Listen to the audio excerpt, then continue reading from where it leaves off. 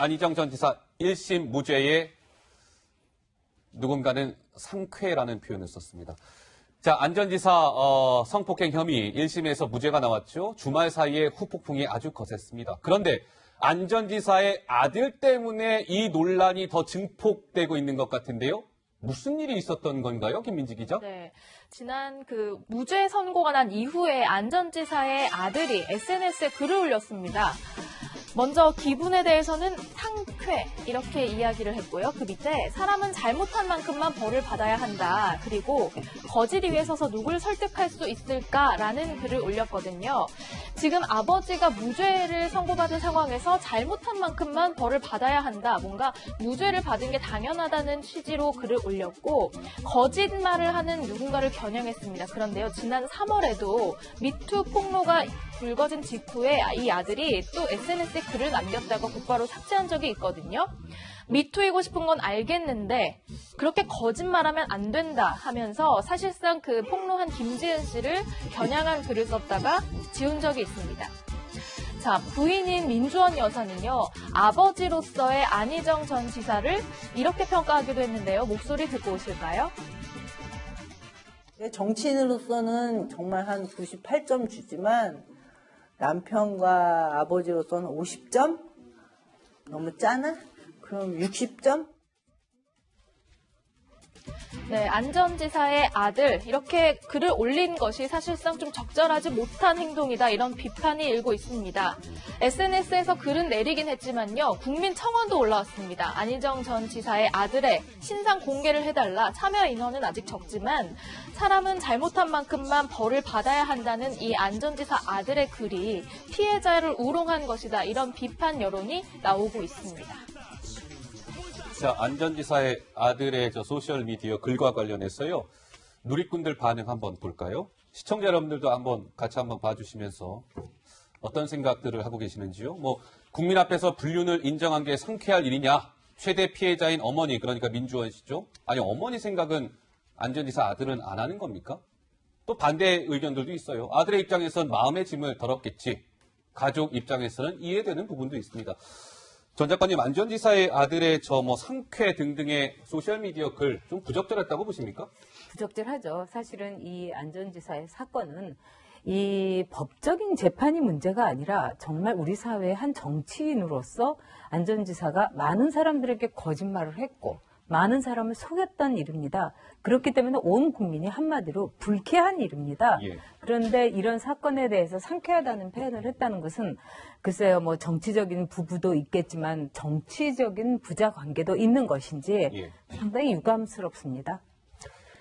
만약에 이제 이렇게 되면 마지막에 대법원 이제 판결에서 안 지사가 무죄가 나오더라도 예. 법적으로는 그래도 정치적으로 또 우리 도덕적으로 정서상으로 예. 안 지사가 국민의 마음에서 완전히 멀어질 수가 있습니다. 그러니까 그런 걸 신중하게 해야 되겠고요. 또 그 아들이 저런 글을 올린 원인 중에 하나, 그리고 또 2차 가해도 굉장히 많지 않습니까?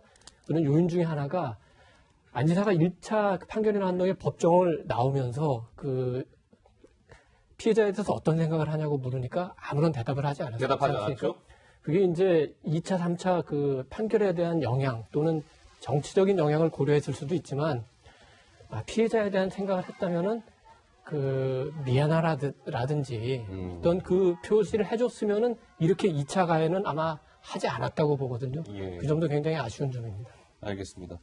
근데 안희정 전 지사의 아들이 아까 김민지 기자 설명을 들으면서 이런 논란이 있었었지라고 생각을 했는데요.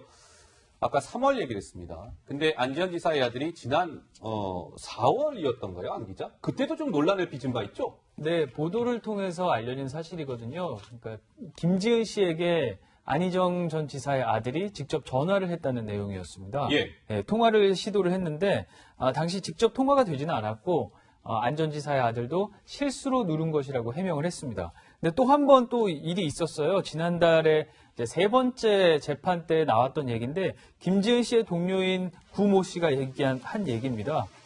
김지은에 대한 정보 취합을 도와달라고 예. 안 전 지사의 아들이 문자를 보냈다는 거예요. 그런데 이게 어떻게 보면 김지은 씨 입장에서는 안전지사의 아들이 직접 문자를 그렇게 다른 사람과 주고받았다는 것, 자신을 주제로 해서 예. 그런 것들이 상당한 압박으로 느껴질 수도 있는 상황입니다.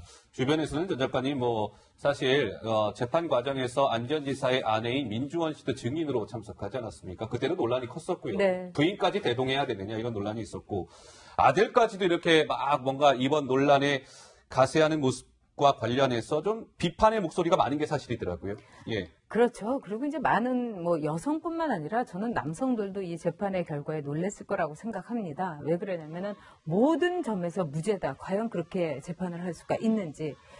한 예를 들자면은 우리 그 일본군 성노예 종군 위안부에 대해서 일본이 끊임없이 얘기하는 주장이 뭐냐면 그녀들이 즐겁게 종군 위안부로서 일을 했다 이겁니다. 강제성이 없었다. 그리고 그런 거를 지금에 와서 그 옛날 일을 우리가 댈 수도 없고 그 당시에 이제 어떻게 끌려갔는지도 몰랐으니까 처절한 저항을 못했던 거죠. 그걸 가지고 일본이 이제 저렇게 이제 지금까지도 주장을 하는데 거기에 대해서 국제법 학자라든가 또는 이제 인류학자 또는 사회 학자들은 뭐라고 얘기하냐면 예.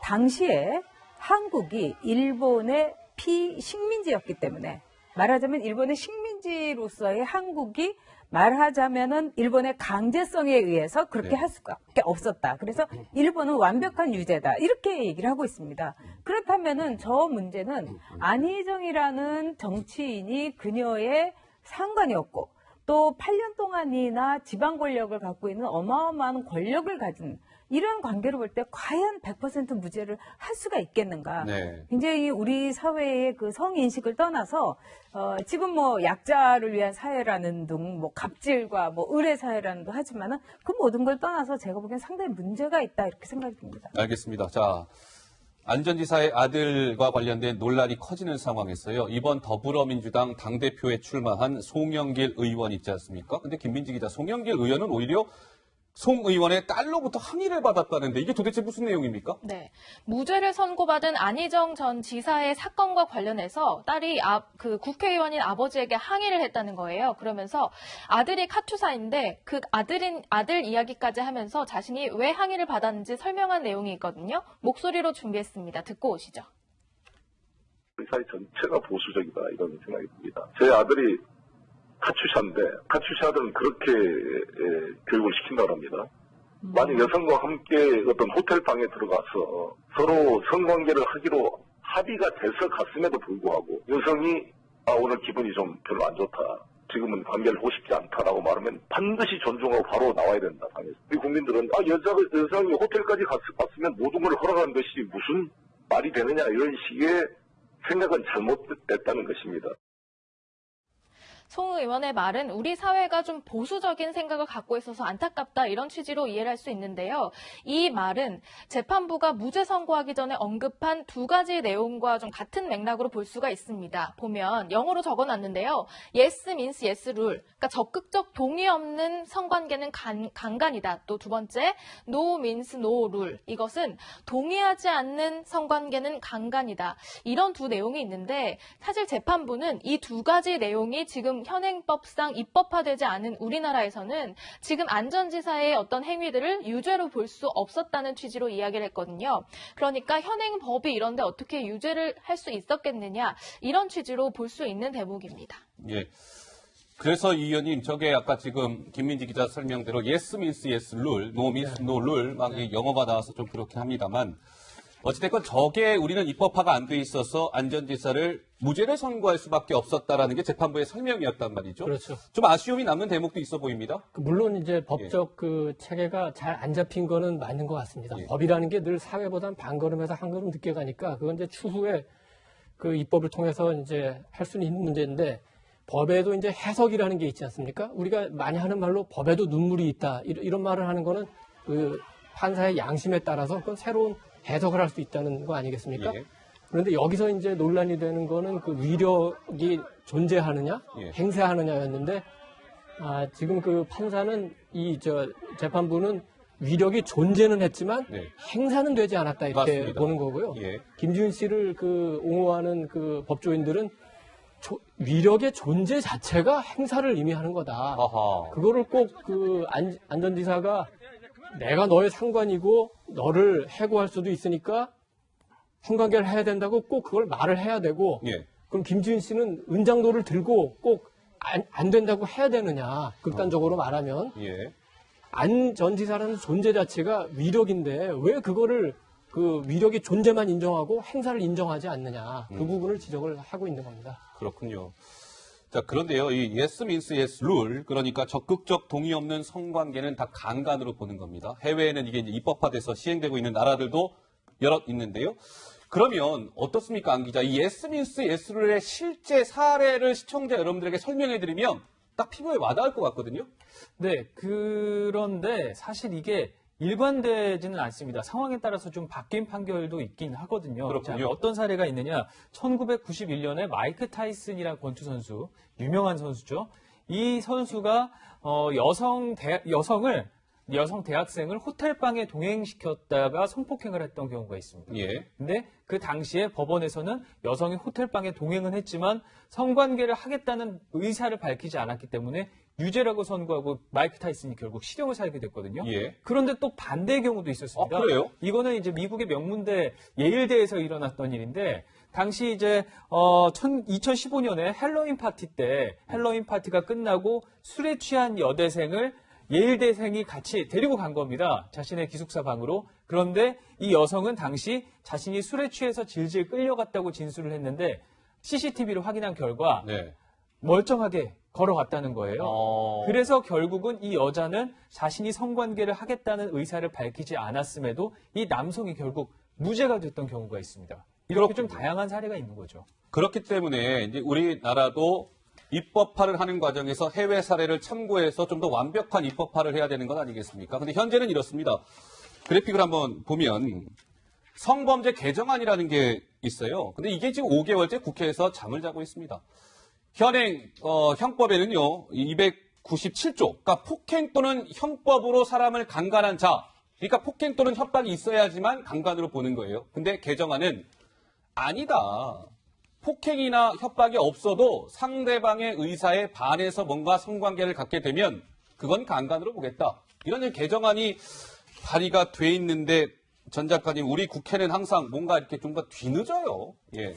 이제 이번의 경우는 이제 안희정 지사의 경우는 많은 사람들이나 혹은 재판부가 굉장히 고민한 부분이 김지은 씨가 성인 여성이라는 점이었을 겁니다. 예. 그리고 자신의 의사를 명확하게 표현도 가능한 여성인데 왜 그런 표현을 하지 않았느냐. 그래서 바로 이제 첫 번째 경우에 뭐 순두부집에도 갔고 그 저녁에는 와인바에도 같이 가고 그다음에 안 지사에 대한 그 계속된 어떤 충성심이라고 할까요? 이걸 예. 이제 보여줬다 하는데 이런 경우는 굉장히 복잡한 사안이라고 저는 생각됩니다. 아마도 오락가락 했을 수 있죠. 그렇지만 중요한 것은 뭐냐?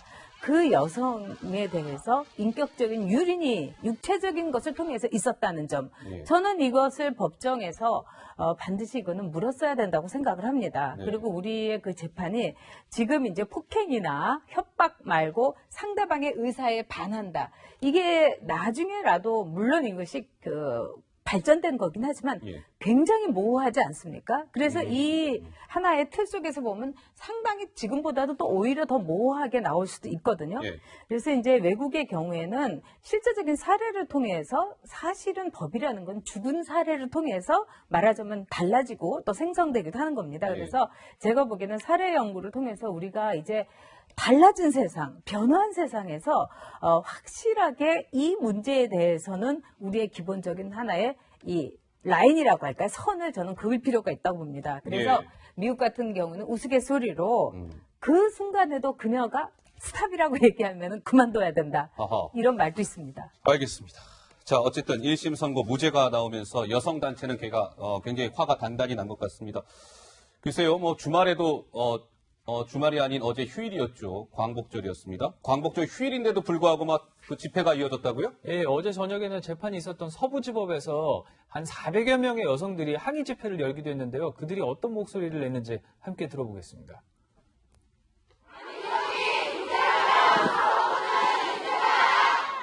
범죄자는 감옥에서 다시 태어나라! 범죄자는 감옥에서 다시 태어나라!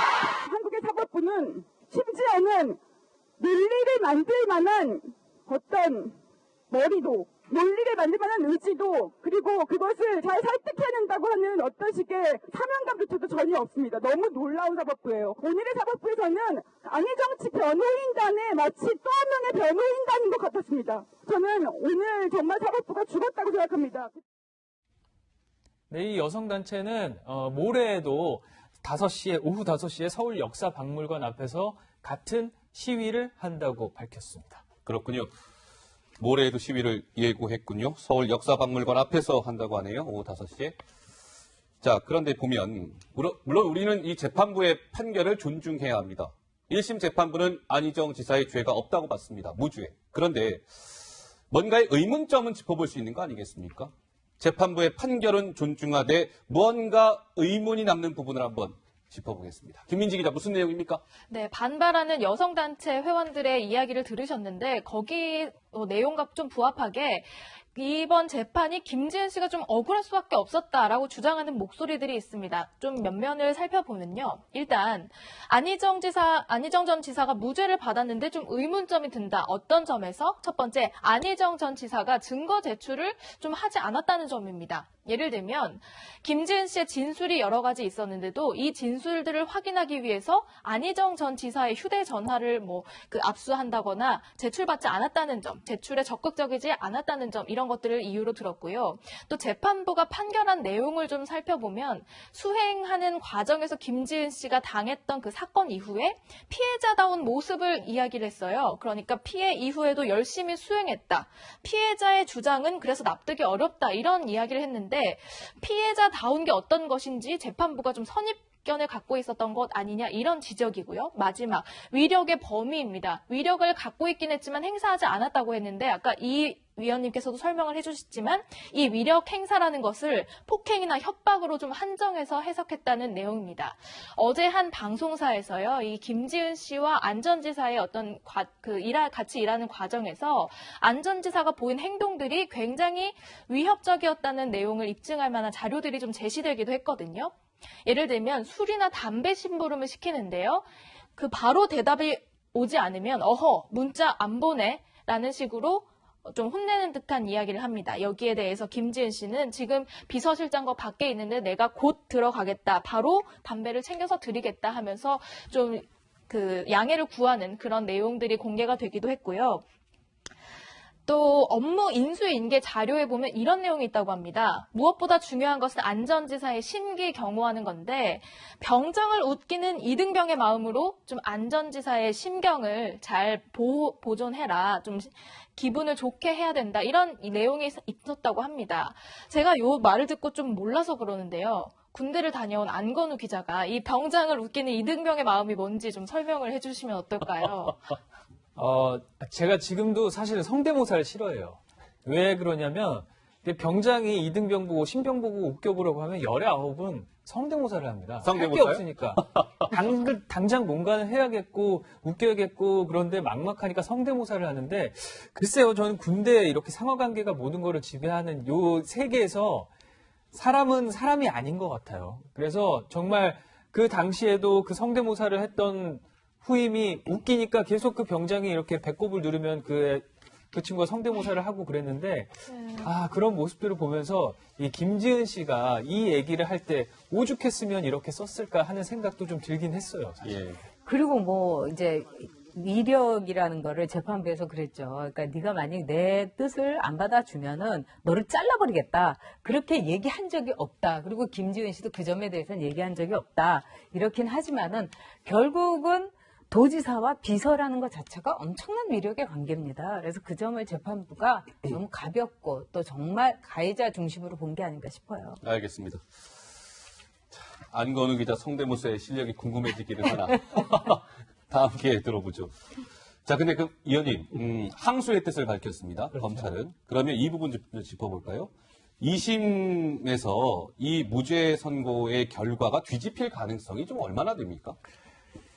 그러니까 1심 판결을 할 때 조병구 부장판사가 설명을 했죠. 왜 이렇게 판결할 수밖에 없는지. 아까 우리 쭉 얘기했지만 현행법으로는 안 지사를 처벌하기가 참 어렵다. 예.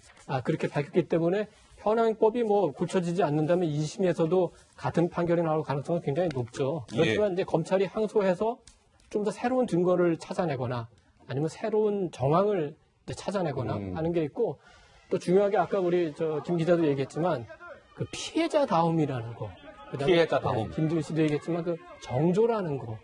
이런 부분에 대해서는 한번 그리고 또 그 위력의 그 존재와 행사에 대해서 이런 부분은 한번 2심에서 논란이 될 수가 있을 것 같아요. 예. 그렇게 되면은 뭐 그때 어떤 판결이 나오느냐 그렇게 예단하기는 쉽지 않을 것 같습니다. 알겠습니다. 자, 안희정 전 지사의 1심 무죄 선고에 따른 후폭풍 여러 가지 측면에서 짚어봤습니다.